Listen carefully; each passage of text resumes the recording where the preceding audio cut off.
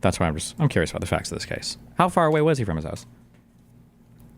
Home to the place where he was fatally shot on Satilla and Holmes.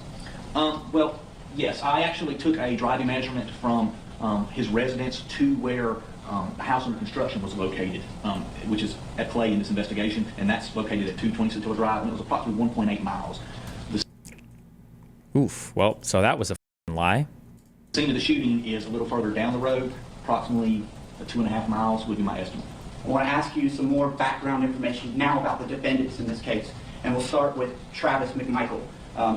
Travis McMichael, were you able to determine what his age was? I was, yes. Travis McMichael. I mean, if you're an avid runner, 2 miles, 28 miles, it's the same. Is 34 years of age. He resided with his father, his mother, and his sister at 230 Satilla Drive in Brunswick, Georgia. And did he have some prior training in the Coast Guard? Yes. He served in the Coast Guard as a boarding officer who's involved with the interdiction of vessels. He had training records to that, and that's the position that he held. You had mentioned that he lived on Satilla Drive with his father. What is his father's name, please? His father's name is Greg McMichael. How old was he at the time of the commission of these crimes? 64 years of age. And did they live together? They did. Can you tell the court a little bit about the background of Greg McMichael, the father in this case? Yes, Greg McMichael was a retired investigator with the Brunswick Judicial Circuit. He served in that. Wait, hold on. I'm just as a quick. I don't do too much of a pit stop on this because you kind of just have to ignore it and then it goes away. But it's always good to just make people aware of it or call it out because it's annoying. Because then when I get unhinged, people are like, "Why are you so unhinged?" When people can't really impact me on shit because I don't give a fuck, it's whatever. What they do is they'll start targeting people around me, and then they can always sit in their own like little servers or their online threads or whatever, and then they're safe. It's their safe space to circle jerk about how horrible I am, I guess, or to just attack people around me. Oh Jesus, why is Imager so hard to use now? Or am I just fucking retarded? Hold on. So as of recently, for some reason, Kelly Jean has decided that, with absolutely no provocation, she decided she's going to start shitting on my girlfriend. I don't know why. She's just unhinged for no reason. And people like Kelly and Zoe have nothing to do, and Stacy have nothing to do, but literally just sit in this Discord server all day, like every single day. People send me pages of DMs from these people trying to psychoanalyze me or trying to attack or dox people around me. If I don't see a single message of his GF saying, "Hey, maybe you shouldn't denigrate Kelly's sexual assault," why the fuck would I care about that worthless hoe just because she's too scared to speak? So just as a heads up, Kelly started calling her, she either called her a fat, cheap whore, or it might have been a cheap whore that dates a fat streamer, I think. She just started like going off on my girlfriend for no reason. I have no idea. My girlfriend doesn't say anything in any of these spaces at all. Destiny doesn't want you to attack his hoes because he likes to fuck, and messing with that bothers him. Just remember that. So this is a 100%, this is just a Kiwi Farms conspiracy. Kiwi Farms always orients itself around how all of their behavior is permissible, and if anybody tries to stop their behavior, it's because they have some like grand scheme or plot set up. So the Kiwi Farms narrative is always that, oh, the reason why Destiny doesn't like it when you tell people who he really is because it exposes the manipulation about his whatever. And this is, Kelly's just copy pasted this narrative basically.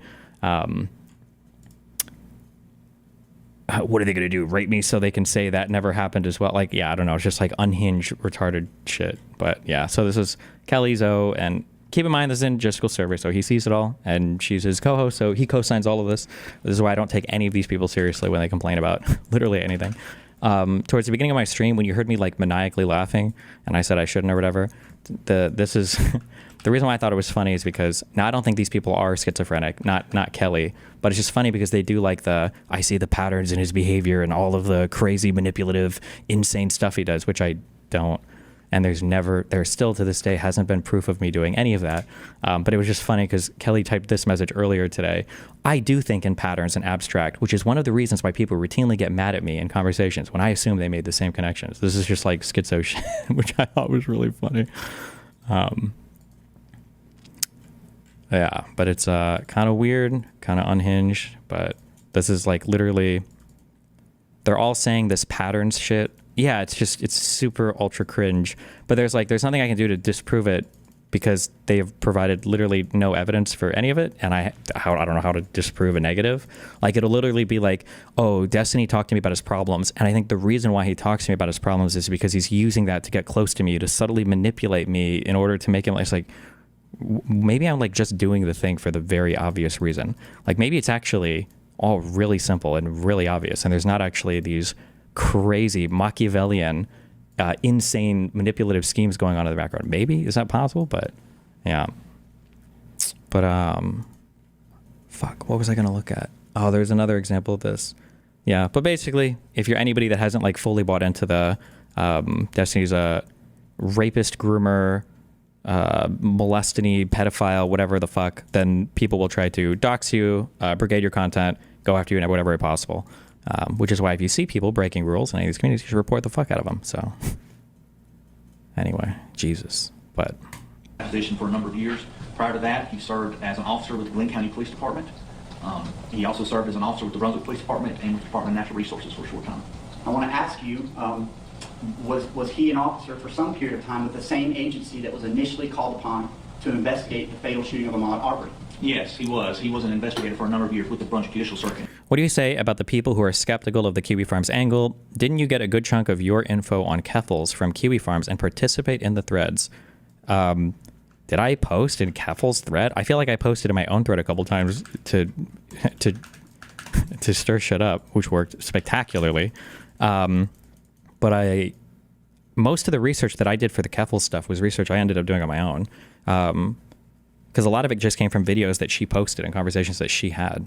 So that narrative is directly from Justical himself, by the way. Yeah. Some people want to call me a hypocrite because they'll say I defended Kiwi Farms in the past and now I'm anti-Kiwi Farms because they're mean to me. That's the narrative that Kiwi Farms wants to sell. And Joshua wants to sell that too, because he's literally like, he's trying to control the infighting in my thread to direct people to be activists against me, which is hilarious and not even what like the farms is supposed to be for, but okay.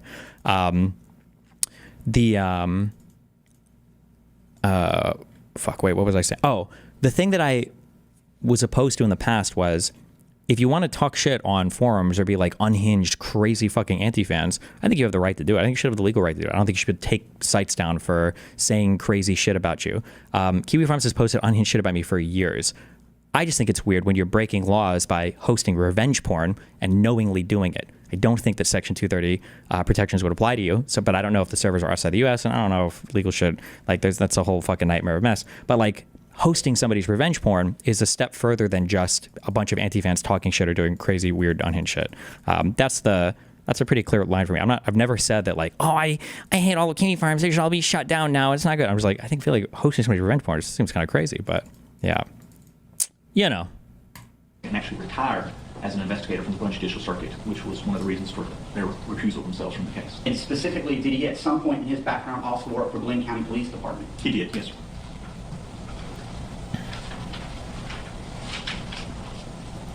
I want to turn our attention now to the third defendant. Can you respond to Ryan Beard's tweet with, can you name one time when any narrative ever has been in my favor? It's never too late to respond, by the way. Well, I don't even know what that sentence means. What? William Roddy Bryant. And I want to turn our attention now to the third defendant, William Roddy Bryant, and ask a little bit about his background. Can you articulate for the court where he lived and a little bit about his age and his background? Certainly.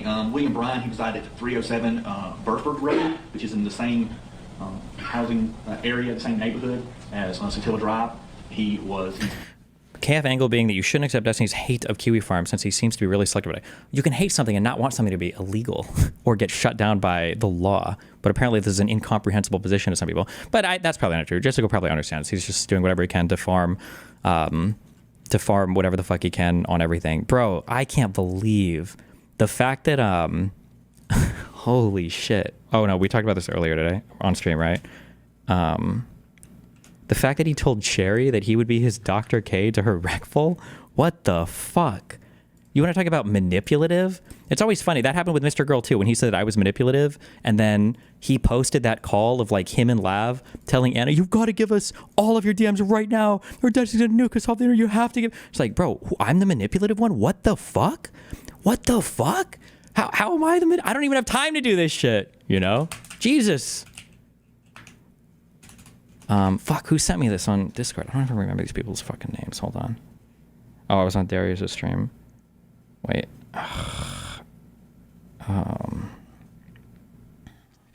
Cherry Suicide posted 20 messages again today, because that's just what Cherry likes to do.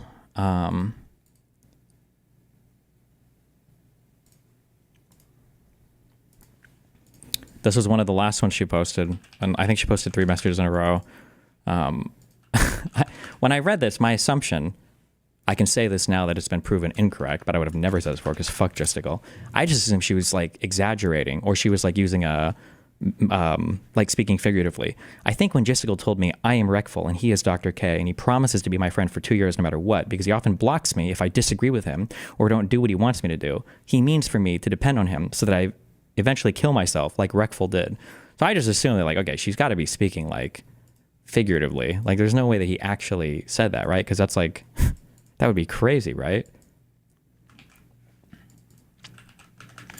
But apparently he said, that Dr. K thing is true though, but it's missing the context of the situation. It would be inappropriate to expand past what she says about it. I like how I'm supposed to divulge every information about every hookup I have where people aren't even making any accusations against me. His server is spreading actively revenge porn of me amongst themselves, and it's like epic and hilarious.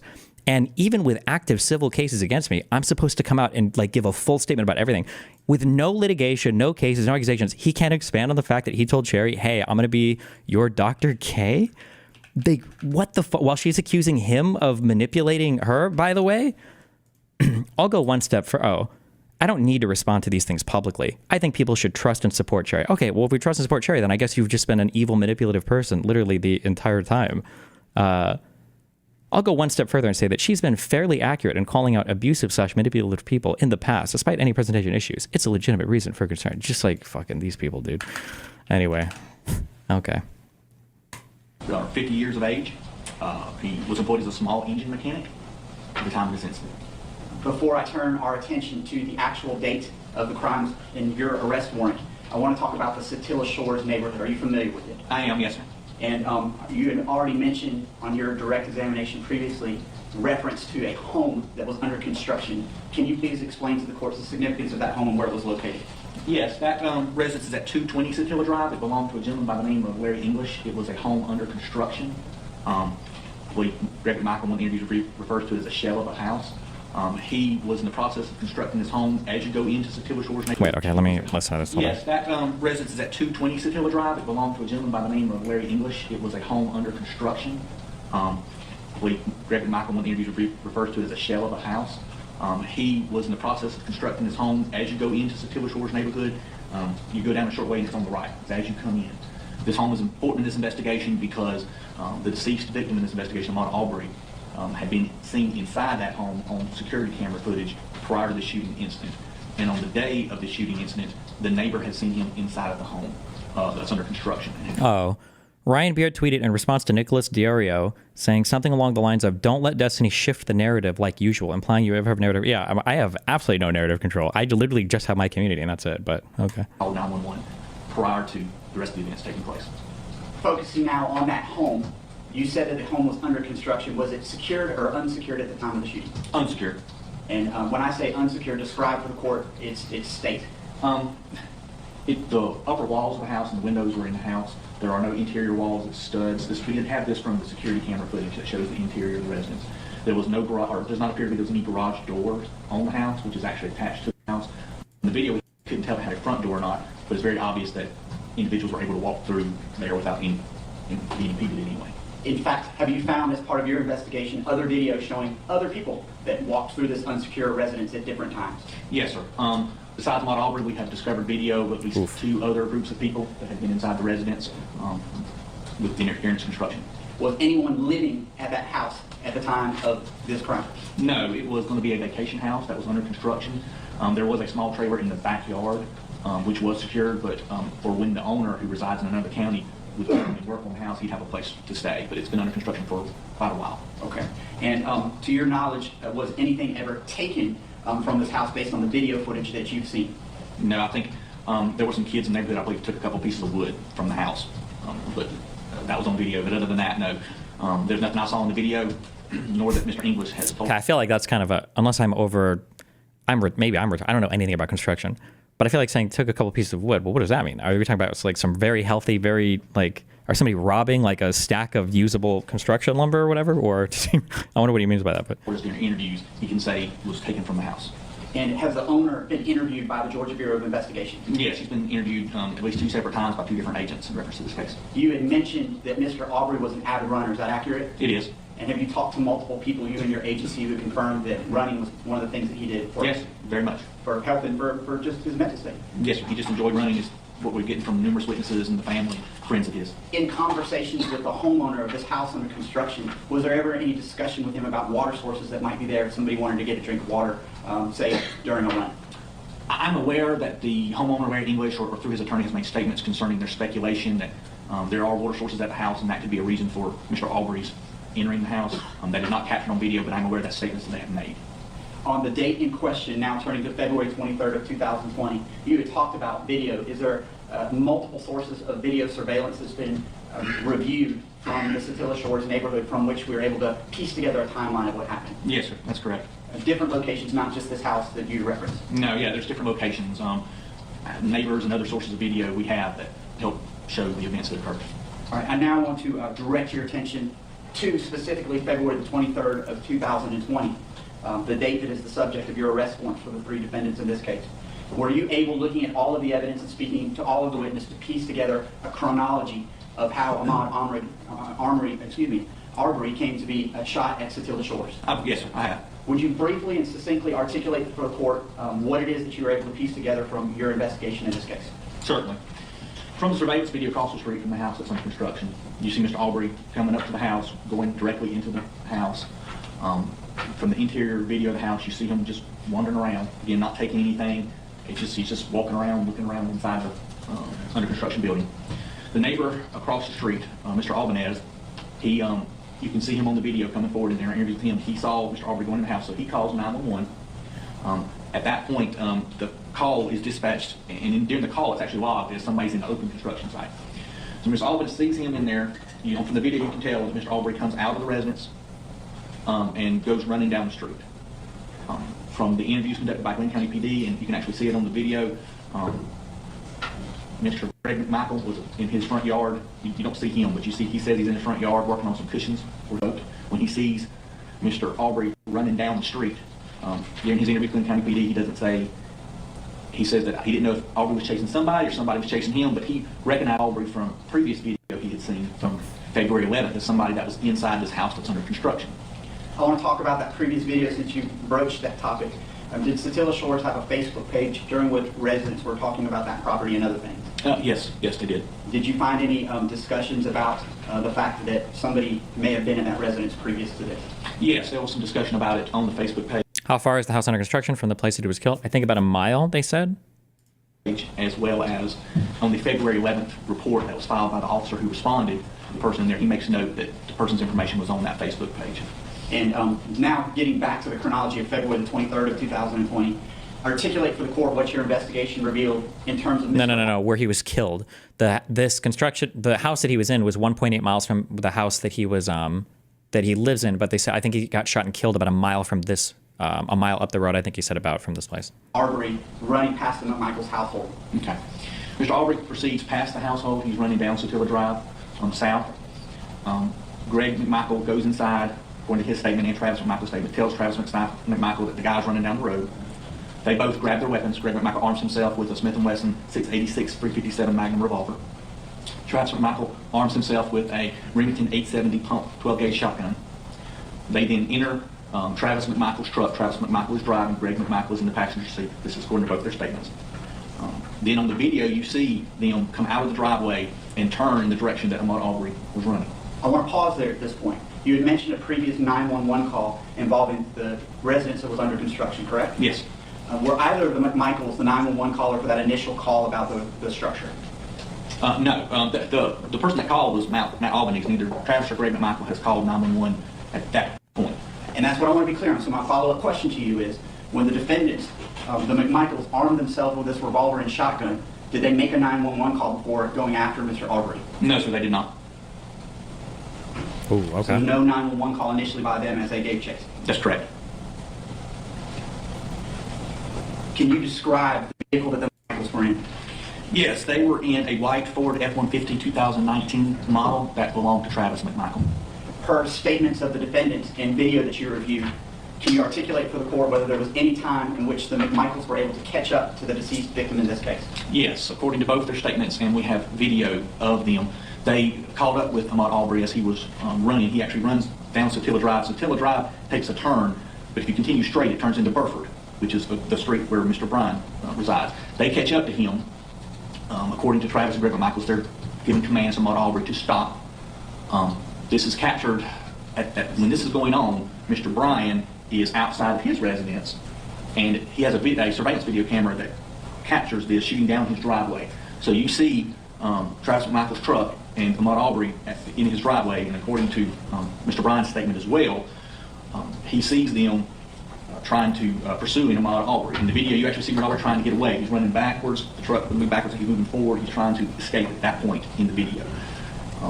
According to Mr. Bryan's statement, he does not know Travis McMichael. He has met Greg McMichael, but he didn't recognize Greg McMichael at that time because Greg McMichael was in the passenger seat of the truck.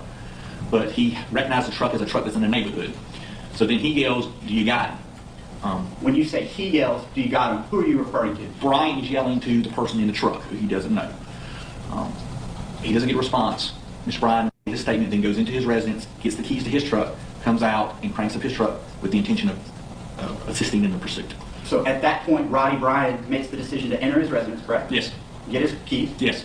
And then what kind of vehicle does he get in to join the pursuit of Mr. Arbery, the deceased victim? He is in a 2018 Chevy Silverado, gray in color. At this point in time, based on our best evidence, has any 911 call been placed by either the McMichaels or the Bryan? No, none have. Can you describe as best you're able, I know it's a convoluted situation, we're going to get to a map in a second, but describe for the purpose of a record the best you're able, the sequence of events thereafter as these two pickup trucks at Satilla Shores are chasing Mr. Arbery. Yes, Mr. Arbery continued heading down Burford Road away from Satilla Drive. Travis McMichael and Greg McMichael are following him. Again, Mr. Bryan is then getting his keys and getting his vehicle cranked. At one point, Mr. Arbery turns and goes back the way he was running in an attempt to avoid the McMichaels. Greg McMichael, who had been riding in the passenger seat of Travis McMichael's truck, he's actually sitting on a child's car seat during this to this point. He exits the vehicle with the intention of confronting Mr. Arbery. Mr. Arbery is running back down the road at this point. According to Greg McMichael and Travis McMichael's statement, Greg McMichael comes back to Travis McMichael's truck and tells him, go back, back up, trying to encourage Travis McMichael to back the vehicle up and engage Mr. Arbery. At this time, Mr. Bryan is coming out of his driveway. His vehicle was actually backed in his driveway. So the front of his vehicle is facing the front of his driveway. So when he... Does the defense and prosecution both have to give their questions to the witnesses before the questioning? These are hyper-specific questions for them to recall on the spot. No, so the defense doesn't even know they're the defense yet. These questions, I'm imagining, are coming from the investigation. And right now, this is just a preliminary hearing to check, I believe, for probable cause. I know I didn't know these were this extensive, but I think basically the court here, this judge for this preliminary hearing, is just making sure they have enough evidence that they can actually charge this guy with the crime and then go forth with the trial, I guess. Although he would have already been charged with the crime and arraigned prior, maybe not charged with the crime, but to make sure, I guess, that there's enough information for the trial to move forward, I guess, to proceed. But this is, somebody said, wait, Celine Brown just said, correct, the state is opening. You'll hear from the defense after. I don't believe, this is not these aren't like opening statements. These are just preliminary hearings, and then the opening statements will come later. We're not at an opening statement thing yet. I don't believe there's a jury present at all right now.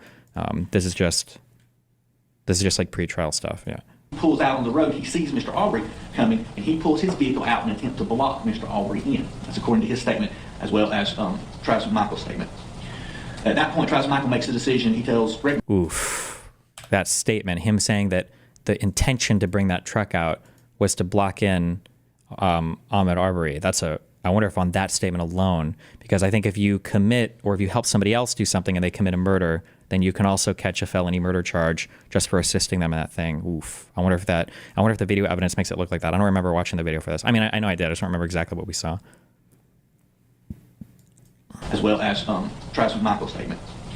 At that point, Travis Michael makes the decision. He tells Rick Michael, no, jump in, and his decision is to circle around Buford Road, because it circles around and actually becomes another road, Zellwood, but it circles around, and his intention is to get and cut off Mr. Arbery where Holmes Road cuts into Satilla Drive. And it's kind of, just let's make a loop and cut him off in that way, if that makes sense.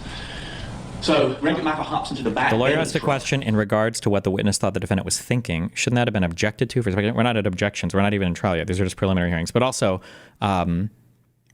these are all things that the witnesses or that the defendants themselves all testified to. They all said this. So, Destiny, here's the video.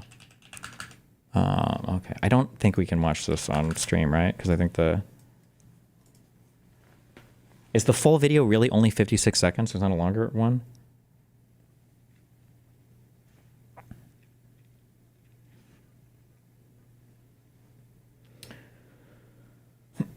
Okay, never mind. Is it like 30 seconds?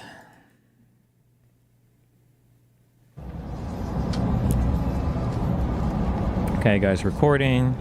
Truck is pulling up. Ahmaud Arbery's jogging. Looks like there's a truck in front of him. He's jogging kind of like towards the truck. Oh, and this guy with his truck is... yeah.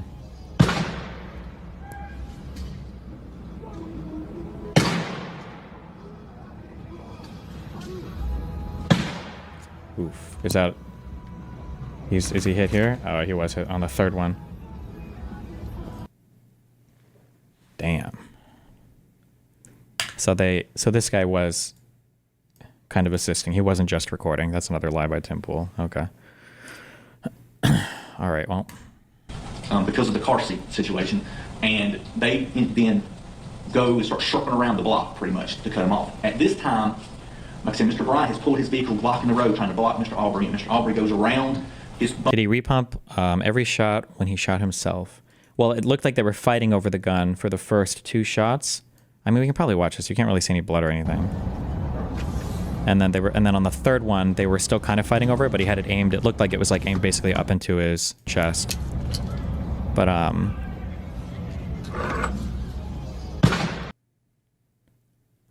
they fighting over it here? Oh, actually, I can't tell. Is there clearer video? Oh, that seems like he just tried to shoot, actually. I'm actually curious if he even touched the shotgun before the first shot, actually, here. Because here he is running. And then this guy is like right here with the shotgun. And then the first shot goes off. I'm curious, how many times did it say he was shot? Was it twice? And then they're fighting over the gun here. Second shot goes off. I can't tell if any part of that hit him or not. And then is this blood? Is he already super bloody? He might have already been... he was hit 3 times? Okay. Then he might... I can't tell if this is blood or not because it's so low resolution, but he might already be like super hit. And then this time with the shotgun pointed up into his chest, they're still kind of fighting over it. But then we get a third shot. Rip.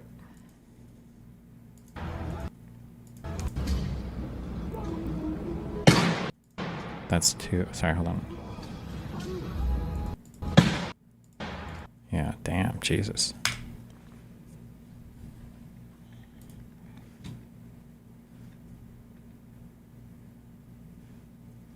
Bumper his truck. According to Mr. Bryant's statement, he then pulls out on the road and makes several more attempts to try to block in Ahmaud Arbery, trying to detain him. I want to ask you a couple questions before we leave this point. At this point, have the 2 trucks separated from each other? Yes, sir, they have. And you had mentioned Mr. Bryan's statements to you all. Did he talk about his attempts to sort of run Mr. Arbery off the road or push him off the road using his vehicle? Yes, he made several statements about trying to block him in and using his vehicle to try to stop him. His statement was that Mr. Arbery kept jumping out of the way and moving around the bumper and actually running down into the ditch in an attempt to avoid his truck. Jesus. At various points during this chronology that you're articulating for the court and our record, based on the evidence you've seen, including some video footage, were you able to determine that using these 2 pickup trucks during the whole event, Mr. Arbery's path of travel was essentially redirected by the actions of the defendants? Yes, sir, very much. Mr. Bryan So Mr. Arbery gets, if I can explain. Sure. Okay. Mr. Arbery goes around Mr. Bryant's truck as he's pulling out. At this point, Mr. Arbery is heading back the way he's come, which would lead him out of the Satilla. They led the witness real hard. What the fuck is the rules? What do you mean? This is super standard. You always convict yourself with your own words when you're being questioned by police. What? Satilla Shores neighborhood. Mr. Bryant makes statements that he continues to try to block in Mr. Arbery. Mr. Arbery takes a right turn onto Holmes Road, and Mr. Bryant is actually overshoots him going Satilla. So at this point, Mr. Arbery is trying to avoid Mr. Bryant, and he turns down Holmes Road, which is... You're not understanding what I'm saying, Hart. Okay. Actually going sideways back into the neighborhood instead of out, which is the way he was traveling. Mr. Bryant then remaneuvers his vehicle and pursues Mr. Arbery down Holmes Road. I want to be clear on that point. As you go down Holmes Road, had Mr. Arbery been allowed to... Oh, never mind. Wait, are you making a joke that, like, if this was a trial and this was a witness and the questions that they're asking are super leading? That's, never mind. Fuck you. I understand. Finish that path of travel. Was there any direction that could be made to get back to the exit of that neighborhood? Yes, if he went down to Holmes Road, he could have caught Zellwood and then gone back up again, still driving, going back out Satilla Shores. So pretty much he could have gone straight, but he cut and would have had to circle back around. But he could have still escaped the neighborhood. No, he's not making a joke. He's retarded. Wait, was it a joke or was he... At that point. At some point in time, I know that a video was started by Mr. Bryant. Is that accurate? That is, yes, sir. And he's confirmed as much, and we have copies of that. The guy on the stand is the witness. The prosecutor is leading the witness, asking him questions that are leading. You're not allowed to lead a witness on direct. You're allowed to lead a witness on cross. Yeah, but this is just the prelim. This is the investigator guy, right? Your comment was a joke, right? It was a joke, or I can't tell. I don't know. I want to assume it was a joke. That's correct, yes, sir. There's been portions of that video that have been played widely on television, but there's actually other portions to that video as well, correct? That is correct. Can you please articulate for the court what you were able to see and confirm with Mr. Bryant about what he did as Mr. Arbery was heading down Holmes Road away from Mr. Bryant's vehicle? Yeah, so Mr. Bryant's pursuing Mr. Arbery down Holmes Road, again with the intention of trying to catch up to him and block him in. At this point, while going down Holmes Road, Mr. Bryant turns on his cell phone camera and begins to try to videotape Mr. Arbery. Mr. Arbery stops. Now at this time, the McMichaels have turned off of Zellwood and are coming down from Holmes Road. So you've got one vehicle coming one way down Holmes Road and another vehicle coming another way, and Mr. Arbery is in between. So at some point, Mr. Arbery turns around and starts heading back towards Mr. Bryant. Based upon the statement, it appears that Mr. McMichael is coming. Mr. Arbery's running, sees Mr. McMichael's truck, and then turns around and runs back by Mr. Bryant's truck. Mr. Bryant gets out of the way as Arbery runs past him, and then he sees the McMichaels come forward. Now, at this point in the video, Mr. Bryant has put the video down, so you don't have video of this sequence of events.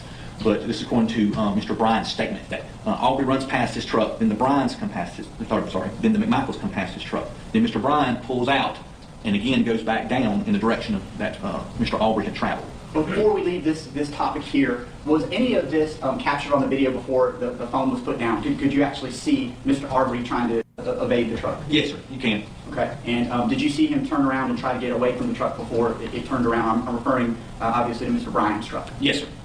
And I know that you just said that the video was put down at some point and you couldn't see, but were you able to capture any audio?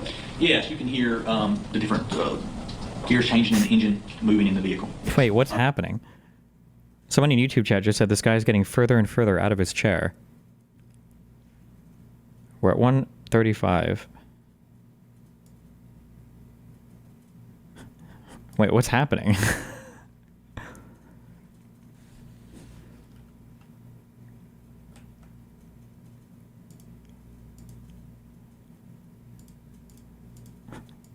Is he going to escape? Will he make it out all the way? What is he sitting on right now?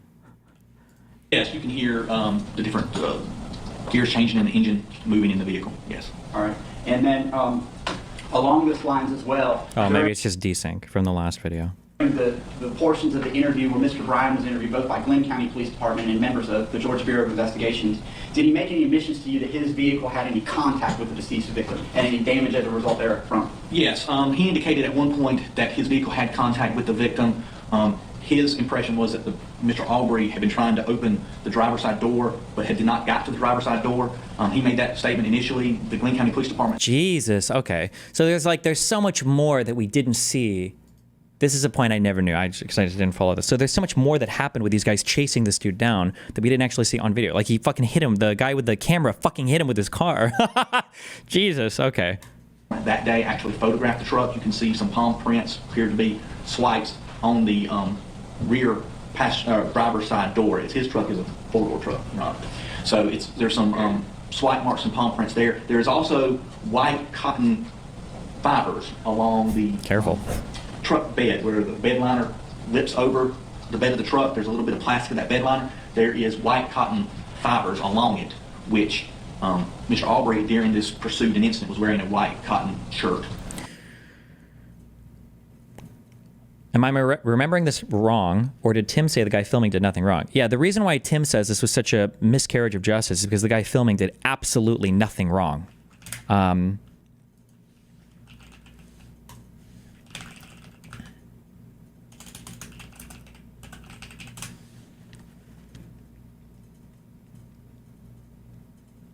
Was it in this video? No. Josiah wasn't here. Not this one.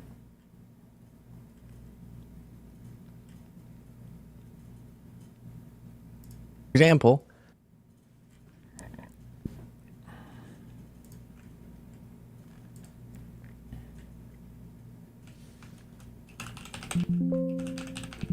Fuck.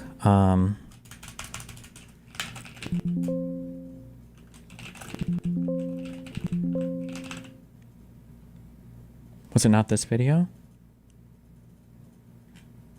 Was this the one where they did the big J6 stuff, or? Have to have overwhelming, compelling evidence that someone has been wronged to justify a president stepping in and saying, I'm subverting the justice system outcome. Fuck.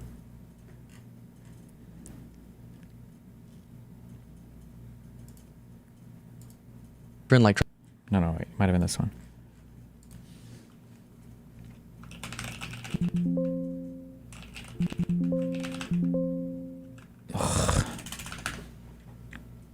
Trump was doing. But yes, those. Well, when you get arrested, I mean, we came out of the pandemic much more. Was this the J6? No, wait. It wasn't with the girl. Bro, fuck me.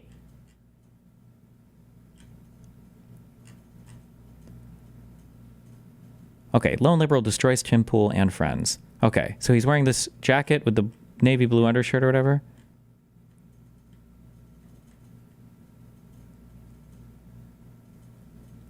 Streamed 1 month ago. It's not this. No, because, okay. Tim Pool goes nuclear and humiliates smug woke leftists. It's this My one. dude. Do you think the quartering links to the original video? Of course not, you lazy fuck. Motherfucker.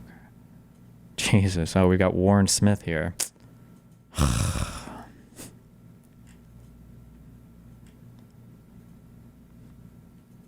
Wait, so it should be this one, right? Example, okay, I'm not going to ask that. This is Right, and so the system we have is... I'm just not loving, and this is a way of celebrating violence, that Trump is celebrating those.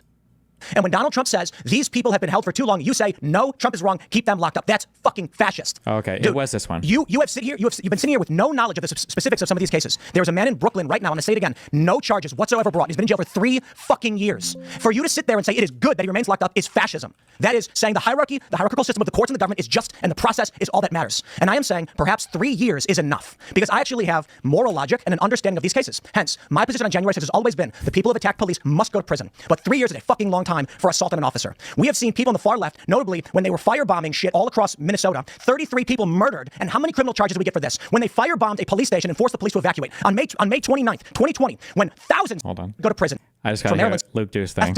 Who's they?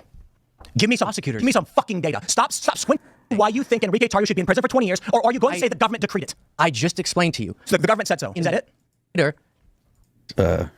Of that. None of these fucking retards know anything you know what? about I'll say the this. case. The idea that Enrique Tarrio crafted a memo outlining, or they, 3 months featured witness, members of the fire groups were convicted there and applied to a conspiracy, blah, blah, blah. They will never stop. Was used as an apparent code for the... engaging in plans to overthrow. Absolutely. In the bigger picture, So are you going to at all acknowledge that you just blew up over something that I was absolutely citing fairly? I don't think you said it fairly. I think people should be prosecuted for engaging in plans to overthrow our government. That's kind of That's a very loose definition of plans to overthrow the government. y'all don't seem to be that informed. Wait, look, respectfully, I cover a lot of protester rights. A lot of Oh, he got him big on that one. Okay, sorry. And then after Tim gets trounced on this, then he does his like Rolodex of here's every random criminal case I can cite to see if you don't know it. And then I think Ahmaud Arbery comes got out. into an altercation, so he brought him to the ground. That's not correct. Oh, Okay. Caused George Floyd to die. oh. Because I think you have a surface level tribal position where you didn't actually research most of these things, and you're just saying what you think you need to say. oh no, I kept up with I watched the video and then I kept up with the court case and then he was found guilty of murder. Why was George Floyd on the ground? Tell me. I'm asking you. Because yeah, this is all a lie. Everything he says about George Floyd is a lie. Got into an altercation. George Floyd talking about. Right, I got that part. And You have. I'm not really sure on any of the issues we've gone through. To the actual structure of why these arguments come up. You know who Ahmaud Arbery is? Okay. Yeah. Who is he? Tell me. Are you joking? I'm asking you if you know who Ahmaud Arbery is. I'm not going to keep going through this because I know you are going to get me on particular details. I want you Over and over and over again. I know I can do it all day. Yeah. On things You don't know what you're talking about. No, because whenever I go in to prepare a story, then I properly read up on it and then I deliver that story. So on the areas. So you don't know who he is. I don't know. It's no big deal. If I say, do you know who Ahmaud Arbery is, you'd be like, no, I'm not familiar. Who is it? I think that was kind of my response. You said I yes. recognize the I name, said, but okay, I'm who? And you blanking. go, tell me. I'm blanking on the particular case, to be honest. Okay. That's fine if you don't know who he is. If you just said, no, I'm not familiar with it, I'd say, okay. Yeah. Kind of my point. You said you did, but you don't. No, did I even say on that case? You said yes. Well, I definitely recognize the name. Okay, well, he was the guy who burglarized that home and then ended up dying in the scuffle with the McMichaels. Yeah. I remember. Yeah. But I remember how tragic that was. Certainly was tragic. Yeah. What do you think about that case? It has been a long time. I remember the details of them on the truck and all that. But on something I'm not prepared to talk about in an informed manner, I'm just not going to talk about it. All right. I can accept that. Yeah. Should we then talk about the continuing resolution? Because we've gone an hour without doing that. That is I like that idea. probably a good idea. That's good. It's their last show of the Okay, that's all he brings up about the. Okay, he just says it here. Luke Beasley just gets torn.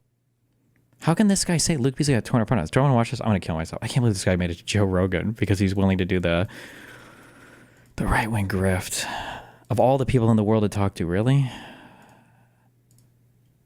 Is he gonna go? Oh my God! Why am I doing this? Torpedoed by Tim Pool because he pretends to know what he's talking about and he gets absolutely trapped. What do you mean, George Floyd? what happened with George Floyd. Are you going to make the fentanyl case? I'm going to ask you what you think happened. You're the one who brought it up. I was just curious what your belief was about it. Yeah. I think that someone kneeled. I think He brought it up, and so he asked you about it, and then you asked him back. And I'm just curious about what your opinion is on it. Yeah, that's literally what the conversation was, Phil. Congratulations for keeping up. You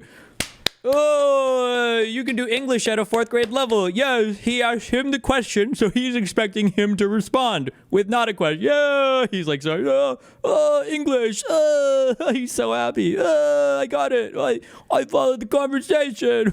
What did they? Can you point out how that went again? someone kneeled. I think He brought it up, and so he asked you about it, and then you asked him back. And I'm just curious about what your opinion is on it. I think you don't have one. I think you don't know what to say. When trapped, he tries to act as though he's maintaining the frame with sarcasm. If you can't define what any right wing data. Stop it. If I Stop what? took the Define time- it. Define it. If I Stop define right wing. If Define I right took wing. the time to properly write out a definition, The same technique David Pakman uses. This guy has spent a lot of time with David Pakman. Some people call him a David Pakman clone because he's using the same techniques, but they are weak techniques and they just dissolve. I'm only going to speak. What was that technique? He was using sarcasm? We didn't even watch enough of the video to establish whatever the fuck the point he was trying to make was. What? Are you going to make the fentanyl case? I'm not going to make. I'm going to ask. And so he asked you about it, and then you asked him back. And I'm just curious about what your opinion is on it. I think you don't have one. I think you don't know what to say. When trapped, he tries to act as though he's maintaining the frame with sarcasm. If you can't define what Any right wing data. Stop it. If I Stop what? took the Define time- it. Define it. If I Stop define right wing. If Define I right took wing. the time to properly write out a definition, The same technique David Pakman uses. This guy has spent a lot of time with David Pakman. Some people call him a David Pakman clone because he's using the same techniques, but they are weak techniques and they just dissolve. I'm only going to speak on things I'm very informed on. So I'm not going to tell you exactly to the month that they should get. If you don't have a thought on how long they should be in prison, it's Do you fine notice to this is say what you do a lot. Though? It's fine to say like if we don't know how the if your argument fails, you're just going to ask hyper-specific, slightly irrelevant questions to me. How is it irrelevant? And Luke Beasley just continues to play stupid. It's this dismissal of evidence that is so alarming, and which is why I think this debate resonated with so many people. This is so boring. Is there any right winger that can engage on a factual matter with anything without this like cringe? Like I would expect this from a girl who is like, you're like, oh, I go to psychology school so I can psychoanalyze all my friends. I guess guys do that too. Like this is like, can we actually like analyze anything for real, or is all of it just going to be? I think that the prosecutions were probably righteous and just because I went through the whole process. Oh, well, I don't. Notice how he engages with the thought trap psycho process of he's trying to hold frame. It's like, why not just like analyze the actual arguments, bro? Like ever? Like just one time? Just How is it irrelevant? Because I don't think it's relevant for me to figure out, because I didn't sit in these courtrooms and listen to the details of every case, exactly how long each one should How get. could you advocate for someone to be in jail if you don't know? Well, I can tell you. Because Trump is saying we should subvert that process because he thinks what they did was patriotic and should then pardon them. Trump is not conducting these pardons because he feels that what occurred on that day was good. I think it's that he feels that it was unfair. That's a big difference. Or I think three. What part was unfair then? Why weren't the pardons targeted? Why is he inviting the J6 choir now to go and sing at the Kennedy Center? Which, by the way, if there was ever a protest that I was going to organize, it would be that. Because that is the most disgusting fucking thing. I don't know if this is actually going to happen. The J6 prison choir to perform at the Kennedy Center. Unreal, bro. Like, Here's long enough. yeah, and that's a wrong stance, but okay. How's it wrong? I just explained it to you. No. You didn't. You said the court process should play out the way it is. You could literally count in this exchange how many times Luke Beasley says, I just explained it to you, therefore I don't need to articulate it again. It's like, Tim Pool does a good job of not letting him get away with that. He says, no, you didn't. Explain it to me. My opinion. how many levels? It's got to be just so many. It's got to be drugs. You have to be like so fucking zooted out of your mind to think that you're engaged in some kind of cogent analysis here. It's like Tim Pool lays out claim. And along with his 4 other fucking retards on the show, Beasley annihilates, eviscerates every single one of them. Okay, and by the end, Tim Pool's literally stumbling through a Wikipedia page to try to figure out what the actual fucking charges were because he didn't even know. And then Warren Smith, you can see that Beasley is engaging in traps. Like. On the amount of time should be served for a crime is not just wrong because you like courts. No, I get you that. need to explain I'm saying why the time frame I'm asserting should be longer than 3 years.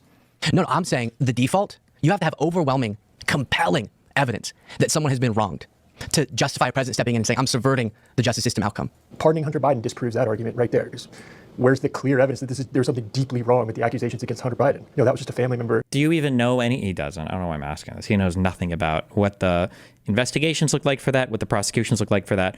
And this whole question is immediately.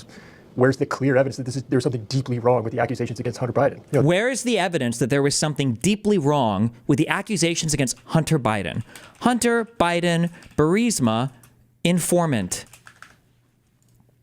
What about the fact that the guy who informed to the FBI to start the entire investigation pled guilty that all of it was bullshit, that entire bribery scheme was false?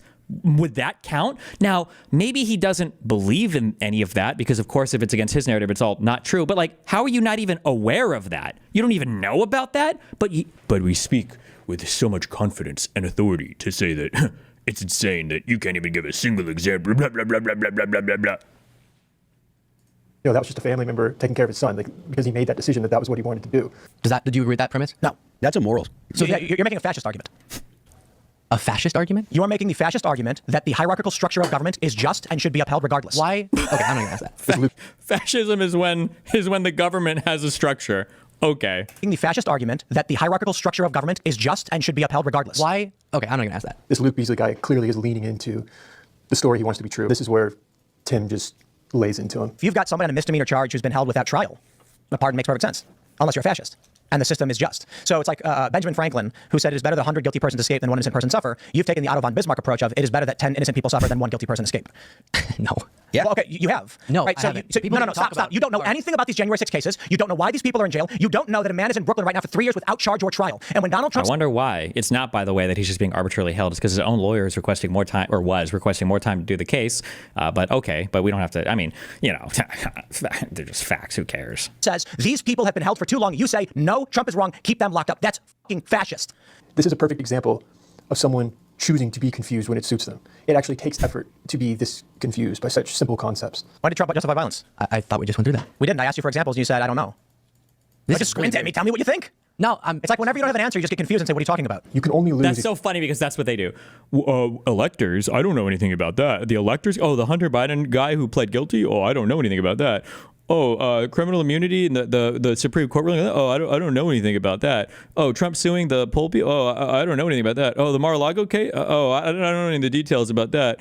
The vein map of Hunter Biden's cock, top, bottom, inner, outer, back, and front, being able to detail every single exquisite square centimeter of skin along his bulging shaft. I can draw it from memory. Like, okay, dude. Selective memory? Seriously? Just squint at me. Tell me what you think. No, It's like whenever you don't have an answer, you just get confused and say, what are you talking about? You can only lose if you're playing to win. If your pursuit is truth, there's no such thing as losing, there's only growth. Now you say that Donald Trump saying the injustice that we've seen warrants commutation or pardons. You say that means he's advocating for violence. If you have not fully thought something through to declare that something is true, I mean, that's really the essence of what this channel is all about, is what launched this channel. And it's I love that I don't love it. I say that ironically. I hate it that anytime somebody talks about like truth or reason or rationality or logic, it's always an aesthetic and it's always self-serving bullshit just to emotionally buy in to some half-thought bullshit agenda, ideology, whatever the fuck, with zero factual engagement. Like, we haven't gotten any factual engagement for somebody who pursues truth. Maybe there is, though. Maybe there is. Maybe one of his videos is like a big engagement with some factual matter here. The moment Ben Shapiro realized Neil deGrasse Tyson was a fake. Okay, I don't know anything about the underlying information here, so maybe there'll be good factual, truthful analysis here. I think Ben Shapiro stumbled into this not expecting to have a debate. I think he's genuinely caught off guard a bit. If we're actually going to have a discussion about gender and sex, that should be based in data. I'm happy to opine on this. And a bit shocked by the nonsense that he's hearing. This only matters because today we segregate nearly all sports by gender. To be faced with a famous scientist spouting nonsense at this level is extraordinary. Otherwise, why do we even give a shit? This is the point that Neil deGrasse Tyson continues to make. It's the only point he can really make is, why are you pointing out scientific fact here? Why do you care about this? If we actually live in a free country, as we tell ourselves, people's freedom to behave in any of those ways should not concern you at all. And the problem is that when someone's rights trample the rights of others, what is unresolved here is, what do you do not concern you at all? And the problem is that when someone's rights trample the rights of others, I haven't watched the full underlying interview. I don't know if, well, he doesn't. Warren literally just restated Neil's position. Neil's position was the only reason we even care about this men or women's thing is because of who's playing on what sports teams. And then Warren's like, well, the concern here is whether or not somebody's rights are trampled. Yes, correct. That's literally what Neil just said. The only reason we really care about the strict definition of male versus female or whatever is because of the rights that are doled out to people in society. Yes. Scientists spouting nonsense at this level is extraordinary. Otherwise, why do we even give a shit? This is the point that by the nonsense that he's hearing. This only matters because today we segregate nearly all sports by gender. Yes. To be faced with a famous scientist spouting nonsense at this level is extraordinary. Otherwise, why do we even give a shit? This is the point that Neil deGrasse Tyson continues to make. It's the only point he can really make is, why are you pointing out scientific fact here? Why do you care about this? If we actually live in a free country, as we tell ourselves, people's freedom to behave in any of those ways should not concern you at all. And the problem is that when someone's rights trample the rights of others, what is unresolved here is, what do you do with sports? He puts out his classic argument of the future of sports is through hormonal levels, and those who fall within not male and female sports. I've tried to think of what the future of sports would be in the world of a gender spectrum, and it may be, you don't specify whether it's a male or female sport. You just take measurements of what your hormonal balances are. Ben's face there, he's kind of like, okay, I see some problems here, but... You talk in your book about the education of children and teaching children about science, and right now, children are being taught... Like, why not respond? Like, there's even good substantive responses there. Like, just taking a hormone level isn't going to accurately capture all of the different advantages that men might have in sports. That would be, and I didn't even say anything of substance yet. I just like stated a thesis that you could then go on to talk about like aggregate differences, or it would be average differences in things like wingspan and height and total O2 capacity or whatever of volume in your lungs, of like the fact that people could be off in hormones like below like whatever a male hormone average threshold would be, but still like way higher than a female one. Like that wouldn't even be a good way to test it. So that would be a thesis, and then I just provided some argumentation behind it. And if I really wanted to go try it, I would even link a few fucking papers. Warren doesn't say anything. He just says, clearly ridiculous. About the quote-unquote gender spectrum, which is not scientifically based. That is a theory-based idea. No, wait, hold on. People express themselves on a spectrum. So you learn that. That's a social point, not a scientific point. It's been trying to articulate the difference between a social construct and a scientific fact. God, I hate people that say that. Oh, kill me. This is a crime. I don't know what Warren's background is. It's not philosophy, right? Because that's such a philosophically retarded statement, right? Well, in one world, you've got philosophy, which is basically where a bunch of fucking losers get together and think thoughts. And then in the other world, you have scientific fact. These are features of the universe that man discovers that are written on the canvas of time and space itself, the scientific fact that male shall be the one that produces the larger gamete or smaller gamete. I don't know which one is larger or smaller, but like, bro, all of these things are constructed categories. It's just about how useful are they, right? In science, ideally, a lot of the constructed categories are incredibly useful, right? Like categories of male or female, or the category of sex and having the male and female distinction in science. These are useful categories. Nobody can deny that. They are. But to pretend that like the scientific categories are so much more different than the social category, like what? Why? But okay. Meaning we express ourselves hold on. based in different languages. Is that something you teach in science class, or is that something that you teach when you're teaching language? So whether the fact that people want to express themselves on a spectrum, on a gender spectrum, whether that fact is something you want to put in a sociology class or in a science class, maybe that remains to be determined. It either is a scientific objective fact or it's not. I can't, dude. Scientific objective fact. It's just like it's like every keyword for a suit, like every keyword for a fucking like. Oh, this is. Oh, huh. I'm sorry. You asked me for my opinion on. I thought we were talking about objective scientific fact. The continual repetition of that pattern. It's so easy to fall victim to that trap. And this is what it looks like. Why is Enrique Tarrio in prison? Yeah, so they uncovered with him his plot to overthrow the government. Enrique Tarrio, is it? Yeah, and his organization. What plot? Who's they? Give me some prosecutors. Give me some fucking data. Stop squinting at me and saying the prosecutors did a thing. You didn't know. You didn't read it. You didn't read the court papers. All you know is the fascist machine state told you he should be in prison, and you're saying yes to them. This is a battle over the role of actual evidence. Like, does he watch any further into the video, or does he literally just stop here? Beasley tries to claim that citing actual evidence is anecdotal evidence and dismiss that. It's about how Luke claims that he believes the story, even though he really clearly doesn't have a full understanding of the story. So then the question is, why do you believe that story without any evidence? Why do you clearly want the story to be true? I believe the Eugene Carroll story? Yeah. You really do? Mm-hmm. Come on. I don't know why she would How does the Eugene Carroll story tie into the J6 stuff? have witnesses that she called immediately after. How did she get in the room?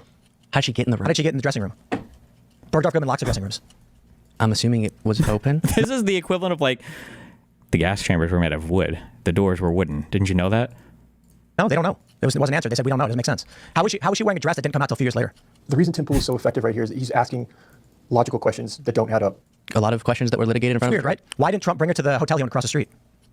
Yeah. I'm not really interested. How come in no- litigating how the come- whole how thing. It's remarkable when he says, I'm not really interested. That seems to be a defense mechanism he continues to use when challenged. How come? But you believe it? And it's so crazy that he can't point out. And like, if you know anything about debate or I don't even want to say debate or rhetoric, because it's not really debate or rhetoric. It's just like, I don't even know what you would call this. Manipulation? Not even. I don't know what you would call this. Like bad faith debate strategies, like with lowercase letters. It's not like it's like a formal thing. But like Tim Pool, this is a super common, super well known. You can even say like gaslighting or crazy making strategy. I guess if it was interpersonal. But like, oh, you think that yesterday, you think we ate cheeseburgers? Really? What restaurant did we go to? Burger King, I think. Oh, did you think every single person got cheese on their burger? Yeah, I think we. Oh, did you check? Did you see? Did anybody go in afterwards? And it was like, fuck, man, I don't fucking know. Oh, so you can't even justify that. There's a name for it in prop logic. It's like a conjoined statement. So like, we all went to Burger King and ate cheeseburgers, and it's like in a informal logics or whatever. Like if you can disprove one part, you disprove the whole conjoined thing. And it's like, oh, so you don't even know if we got cheese on all of our cheeseburgers. So how can you even say the statement? We all went to Burger King and got our cheeseburgers. There we go, reductium, whatever the fuck, I don't know. What's the thing that they put at the end of their proofs? Is it QED or is there another thing I'm looking for? Thus it's proven. Thus it's so cringe. Fuck me. Why am I watching this? I'm stating. Oh yes, I do believe it. David Pakman does the same thing as a way of just not. This guy also, I don't know how many times David Pakman fucked this dude's mom. He lives inside this guy's mind rent free. Why does he bring up David Pakman so much? You believe it? No, I'm stating. Oh yes, I do believe it. David Pakman does the same thing as a way of just not contending with it and trying to keep the upper hand and look like he's in control, like he's maintaining the frame of the conversation. And be like, yeah, isn't that crazy? In the sarcastic way, as though he's kind of above it. Nobody recognized the most famous man in New York walking into the Bergdorf Goodman. Crazy. You believe it? Mm-hmm. That's funny. It's also substantiated by the fact that a bunch of people have had such interactions with Trump. Where have you heard that before? A bunch of people have said this, so it must be true. You believe? Is the fallacy on here? I don't know. Is it? It's not straw man. It's not false cause. Ad hom, slippery slope, special pleading. No, loaded question. No. No. No. No. No. No.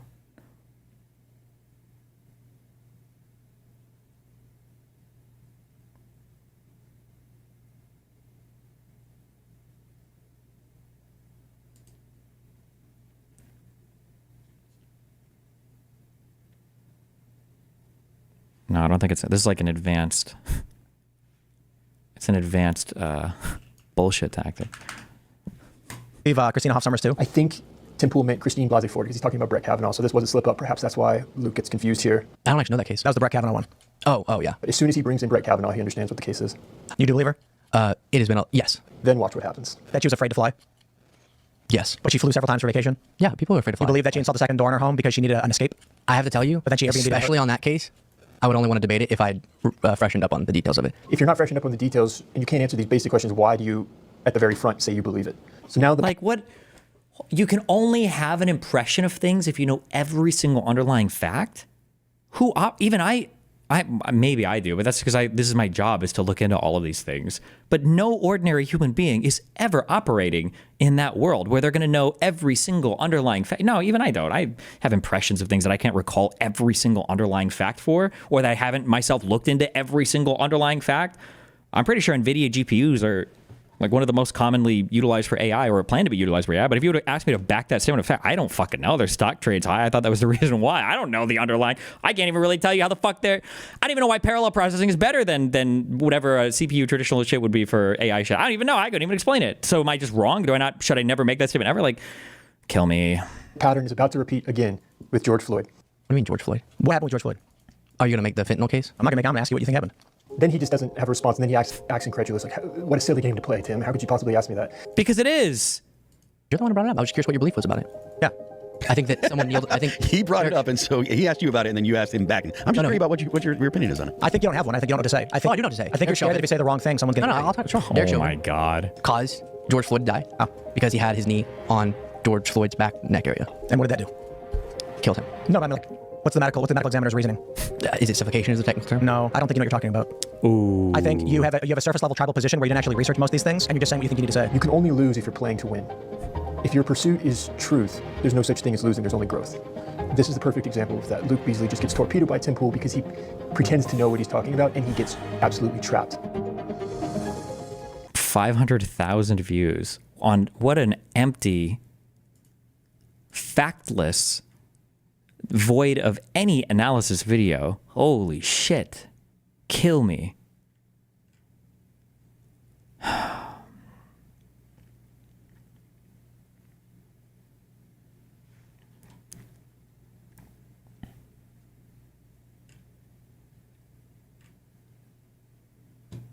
Sorry. Well, that was a good waste of time.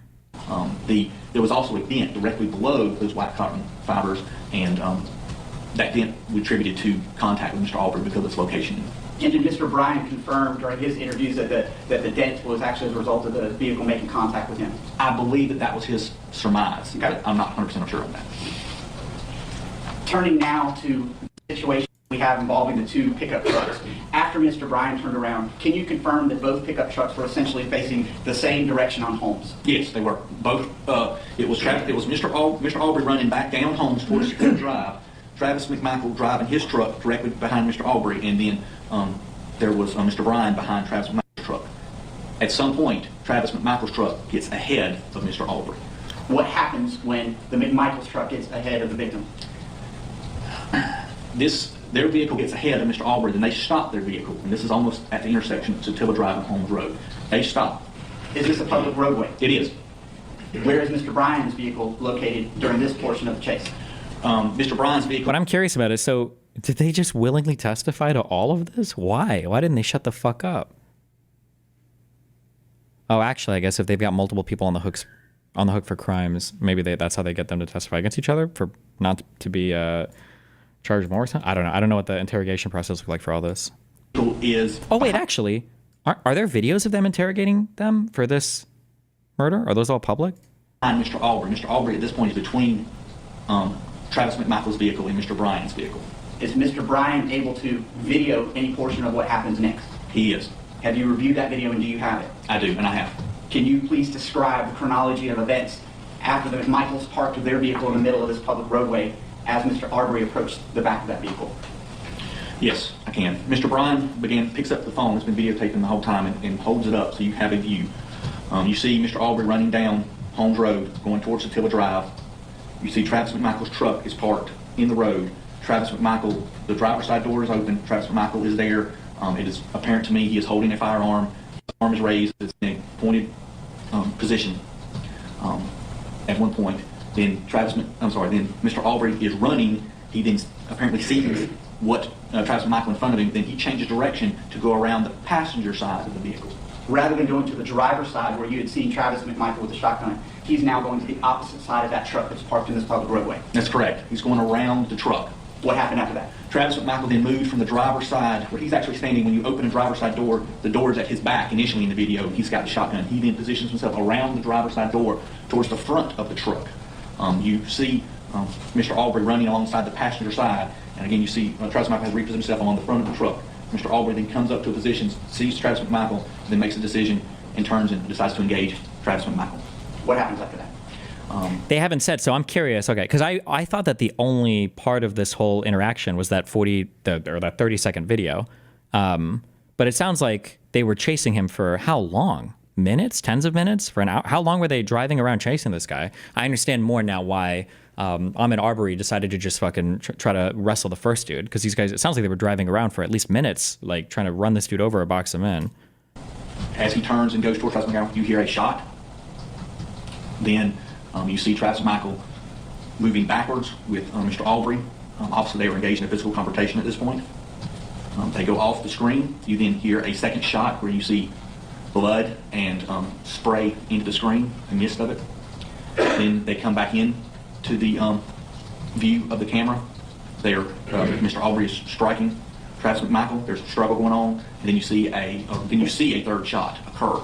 The firearm being lower down like that. And you see that after the third shot, you then see Mr. Arbery get past Travis McMichael and continue running down Holmes, almost right there at the intersection, and then he falls. You articulated 3 separate gunshots here, correct? Yes. Where was Greg McMichael at the time that this was going on? Greg McMichael was in the back of the pickup truck. When the situation began, he was on the phone. At this point, have they finally called 911? Oh, super stay up true. Their defense is going to be that Arbery had burglarized their home, and that's why they had to send 20 slugs through him, so they had to testify in order to make the defense. Yeah, because that's right, because if they're doing like, they're doing an affirmative defense essentially, right? They're saying like, yeah, we killed him, but we had a good reason to, so they have to testify to prove that, right?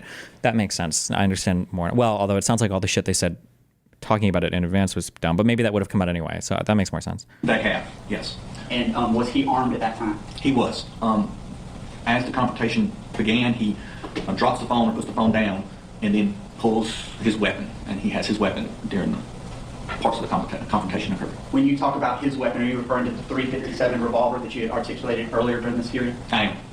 And of note, can you tell the court and make a record about any significance about that weapon, as even mentioned by Greg McMichael in terms of where he got it? Yes, that was the same .686 Smith & Wesson .357 Magnum revolver that he carried when he was an officer with the Glenn County Police Department, and it's stamped Glenn County GCPD. Did he articulate that he was a former law enforcement officer to Glenn County police officers when they arrived, and is that captured on body cam video? It is. He said it several times. And did he mention also several times that that was a gun that would have been issued by Glenn County Police Department? He did. You mentioned 3 gunshot wounds in this particular case. Can you articulate for the court, and the benefit of our record, where those gunshot wounds were to Mr. Arbery's body? I can. Mr. Arbery suffered a gunshot wound to the center of the chest.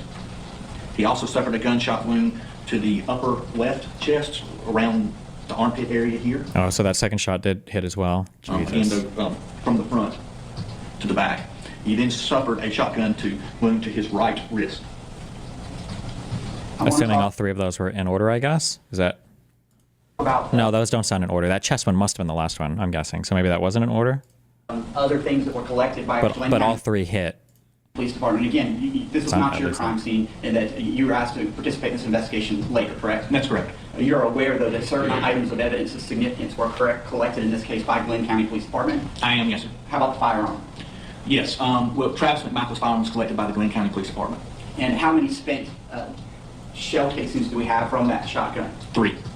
2 of them were expelled, is that accurate? That is correct. What about the third one? Where did that remain? It was still within the chamber of the weapon. And give a description briefly for the benefit of the court and the record about what type of firearm that was used to shoot Mr. Arbery. The 870, Remington 870 12-gauge shotgun is a pump action shotgun, meaning that the Remington 870 12-gauge shotgun is a pump. So it's a super popular shotgun, I think, right? Remington 870?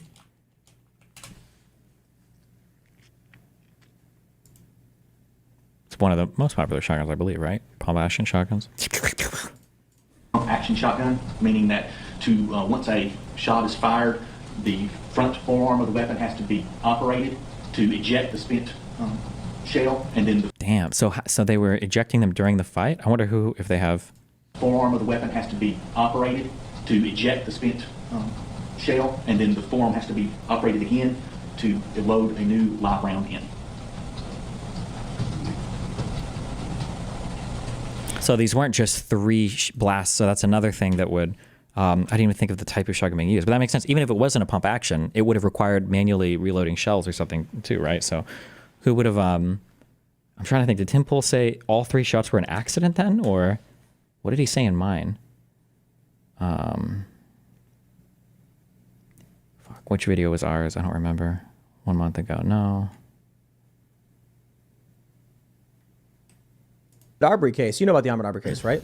I'd imagine you'd be on the right side of that one. Those were... Shotgun, and they fought over it. It went off into his chest, and then grabbed Travis, I think it was Travis McMichael's shotgun, and they fought over it. It went off into his chest, killing him.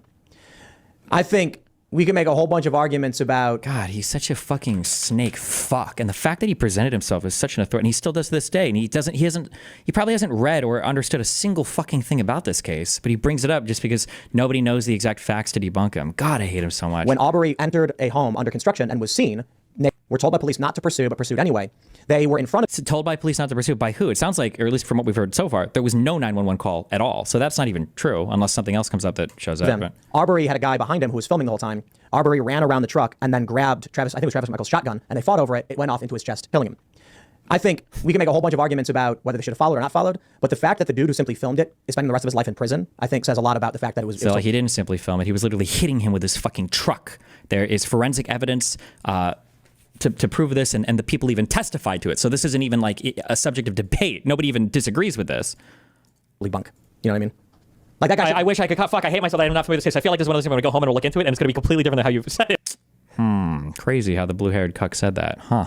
No, I'm not. I can't comment because I don't know the details. I'm not coming out here saying he stole a lollipop from a little kid while wearing construction boots and the kid was jogging. I'm giving you like, so the conviction was due to the fact that under the citizen's arrest law, there was a potential interpretation where the gist of it is, if it's a myth that was written, do I bring up the 3 shots? However, the left argues he was trespassing. No, they had no justification for illegally entered a private residence. It does not mean theft. It means I saw him running on the street and started filming on his phone. Okay. These 3 guys were just following him in the truck. 2 guys. The third guy saw him running on the street and started filming on his phone. Okay. Completely unrelated to the McMichaels. So that doesn't sound true. It sounded like the guy said that the McMichaels shouted at the dude, "We got him!" And then the guy grabbed his phone and got in a Chevy Silverado to help them run him down. He was literally chasing the dude and boxing him in with the truck and going down into ditches and shit to like try to fucking box this dude in, such that he even hit him at least one time with his truck. So why am I? He got charged along with him and is spending the rest of his life. Well, allegedly. Sorry. This is just to be fair, this is a preliminary hearing where the state is presenting their case. But not even like in court yet, so. In prison. That's a crazy story. I'll try to look it up more because when I argue with any people about Rittenhouse, they give me crazy interpretations as well. But that's a case I'm far. But we were right about Rittenhouse. You were right about Rittenhouse. Sure, yeah, but that's just a case I'm more familiar with. But I think if you look at the Arbery case, you're going to be like, oh wow, yeah. Like when the Arbery case, what did he enter? There was a house under construction. He's on camera going into the property and like he looks around and then he leaves. That's felony burglary. That's not, by the way. So we looked that up. That definition is just not true. But okay. I didn't know anything about like any legal shit at this point too, though, so I wouldn't have even known what to look up. Did he say 3 shots? We're at 149. Or do I say, wasn't there a...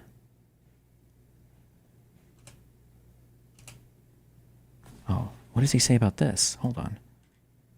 I don't remember. Let me check.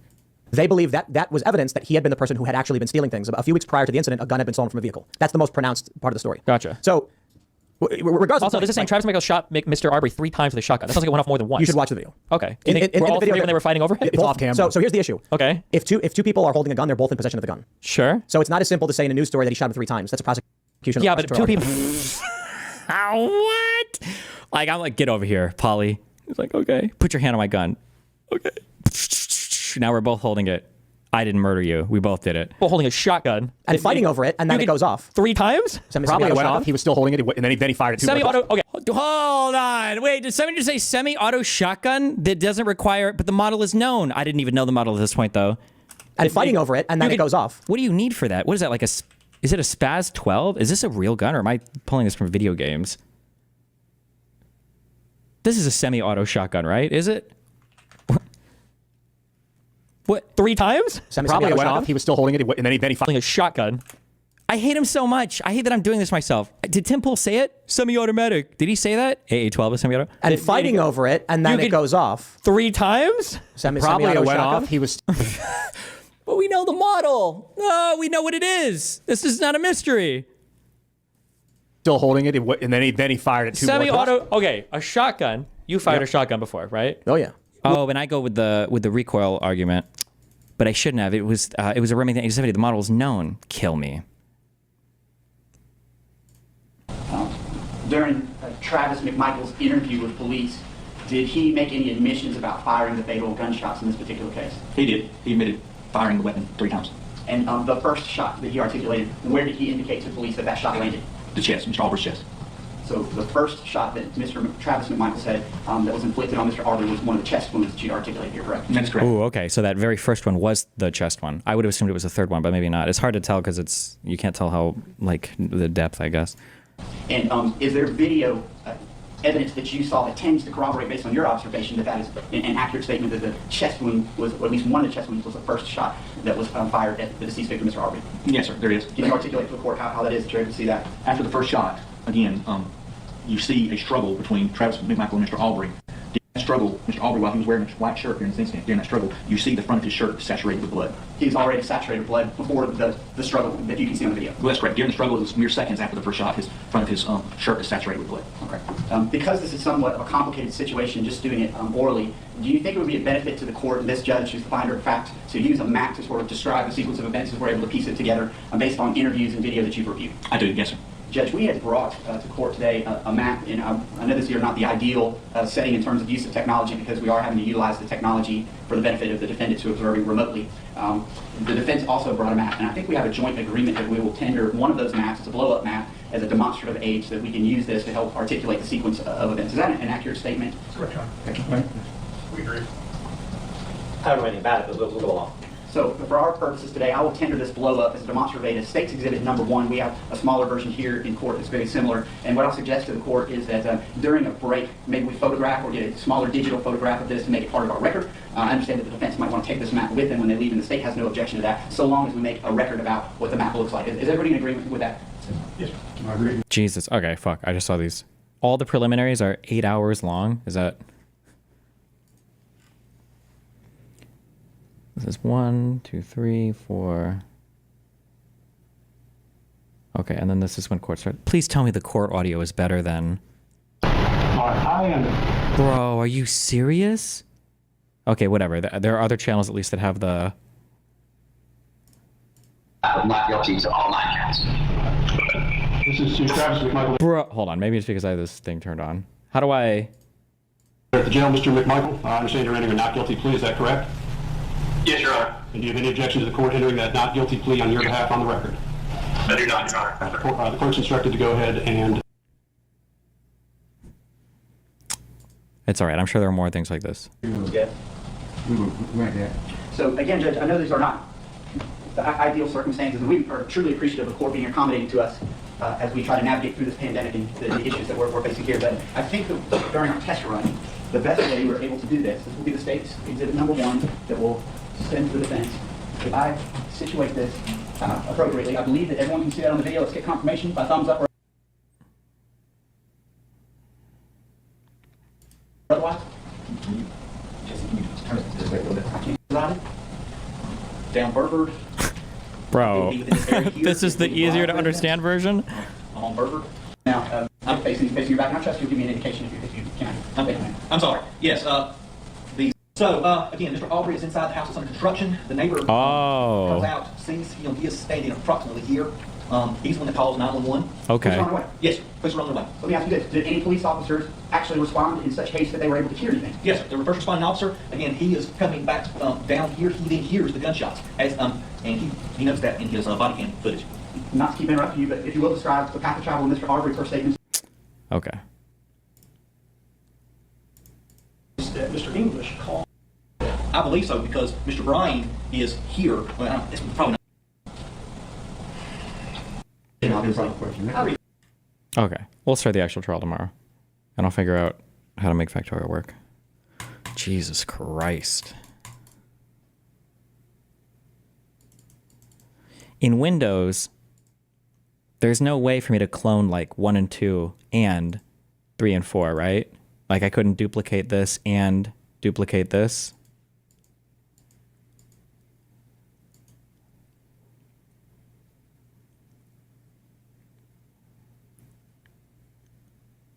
Like could I, like if I had a fourth monitor hooked up and I wanted to duplicate 1 and 2 and then I wanted to duplicate like 3 and 4, will Windows let you do that? I don't think it will, right?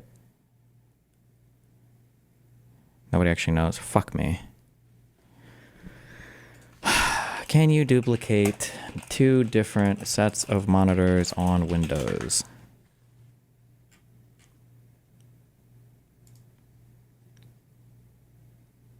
I think you have to have another device or something. Today in this video, we're looking at how to extend or duplicate the display on your... Knowing how to actually manage your displays let's show you how now to on both screens, which if you can see on screen apps, etc. Screen will you then to... Fuck you.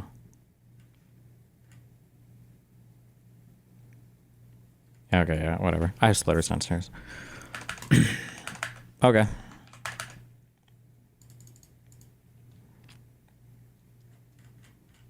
Be careful, don't die, stay safe.